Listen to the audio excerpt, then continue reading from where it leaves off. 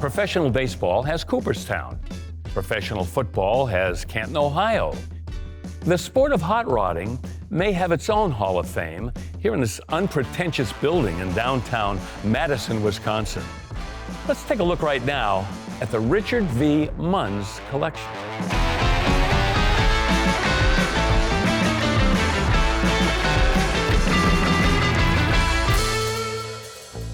Richard Munz, Madison, Wisconsin, could very well be the ultimate collector. Successful businessman, developed a preference for European exotics. But in the mid-1990s, he turned his business over to his family and took his collection in a different direction. He literally sold all those cars off and went back to his true passion, and that was early Ford V8s, essentially from 1932 to 1940. These are cars that, at least for me and many people from my generation, represent a very special and important time in automotive history. There were certain men after World War II that established hot rodding. It was a new art form, if you will, and people like Tommy Foster, as a young man, was bit by the hot rodding bug. Tommy Foster, interestingly, was a GM engineer. He's building a Ford street rod. But we know that Cadillac came out with their brand new V8 engine in 1949, and by 1953, it had established itself as a kind of a go-to engine for hot rodding. So Tommy went down to his local Cadillac dealership in Detroit and ordered over the counter a brand new 1953 Cadillac 331 cubic inch V8 and used that as literally the heartbeat of his hot rod project. That light blue paint, that was an unusual color for a hot rod back then. And the fact that it was carried out throughout the entire automobile, again, makes it truly one of a kind. There are deuces in this collection that I would consider to be even overly special, you might say. And one of my favorites is the 1932 Ford of Dick Martin. A few reasons why. First of all, it appears almost exactly the way it did when it was built. It was a magazine car in 1958 in the old Carcraft magazine, but it's Oldsmobile powered. It's a 324 cubic inch Olds engine that's been bored out to 338 cubic inches. What I love is the fact that it's believed that Lloyd Scott was the original owner of that engine and ran it in his Bustle Bomb. That was a very famous car in NHRA history. It was a twin-engine dragster that had an Oldsmobile engine in front of the driver and a Cadillac engine behind the driver, the first quarter-mile car to go 150 miles an hour. And as the story goes, the Oldsmobile engine in Dick Martin's 32 Ford is the same one that was in the Bustle Bomb. That's cool. Really no surprise that Richard chose the 1940 Ford as one of the major themes for his collection, because it represents really sort of the end of an era of pre-war Fords that is considered to be sort of the classic hot rod body style.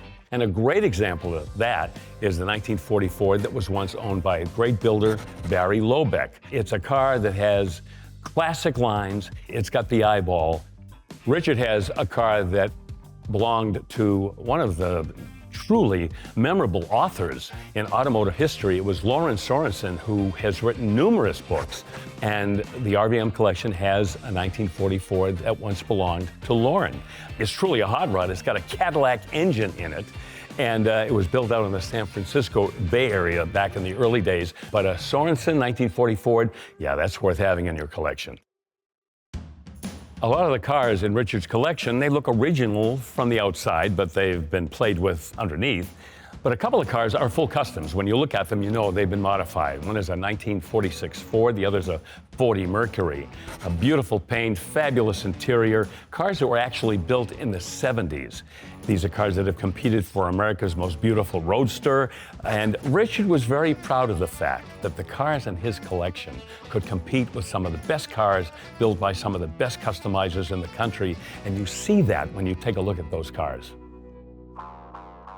One of the most unique hot rods and one of the most unique stories of Richard's collection is a 32 Ford Roadster called Seduced. He was out at one time and he saw a piece of artwork, a sculpture, There was a 1932 Ford Highboy that was beautifully crafted to look exactly like what you would see back in the 1950s when people were building these hot rods. And Richard fell in love with that sculpture. And then the thought occurred to him, why don't I build a car that replicates the artwork? Usually, it's the other way around. So he contacted his friend Jim Busby, Laguna Beach, California, great racer, great builder, asked him if he thought it was possible. Jim said, let's do it, and they did it. Ultimately, the car was completed as a near identical replica to the bronze model, including the patinaed finish. And it just goes to show you how Richard Munz kind of gives back to this hobby. He's a guy that breaks barriers, does things his own way, and when you take a look at the sculpture and the real car, you can see that this fella's a genius, and it really works. So another great part of Richard's collection is an incredible selection of road art, memorabilia, and vintage motorcycles, primarily for the 1950s. He definitely had a passion for British motorcycles and some American motorcycles too, Indian, Harley-Davidson. It's a great collection of motorcycles that exhibit the same care and the same quality as his street rods. Well, it's very easy to get lost in the 50s when you're looking at the Richard Munz automobile collection, but he kind of steps outside the box a little bit with some of his possessions. One is a 2005 Ford GT, which is just fantastic, red with white Le Mans stripes and in excellent condition. And owning that car opened the door for him to pick up a 2019 Ford GT. And I think what that shows is his pure love and joy of Ford performance and that image, maybe from his days of being a European exotic fan, and bringing that all together, just showing what a well-rounded collector with a purpose that Richard is. Richard Munz is considered a hero with hot rodders, and it's really no surprise because here's a car guy that grew up after being a car kid. He needed to become a collector of vintage hot rods, and not just anybody's hot rods or any hot rod, but cars that really belonged in a chapter when you're trying to assemble all of the great automobiles that were built through that time period. It had to have a story behind it. And when you look at his collection, each and every car has something about it that sets it apart from all the others.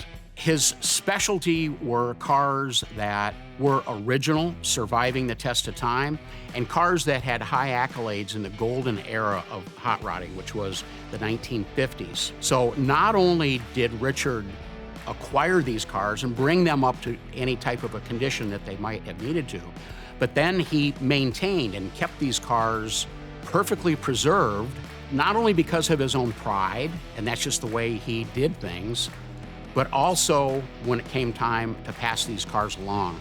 And when we get to Kissimmee in January, you're going to see people there that will be stunned and will be standing there almost motionless as they drink in these automobiles, which will take them back to their childhood and maybe when they were first becoming interested in the automobile and hot rodding hobby. To be able to offer and show the world what the golden era of hot rodding was, the way it was. Nobody has done it better with the quantity of cars that Richard has.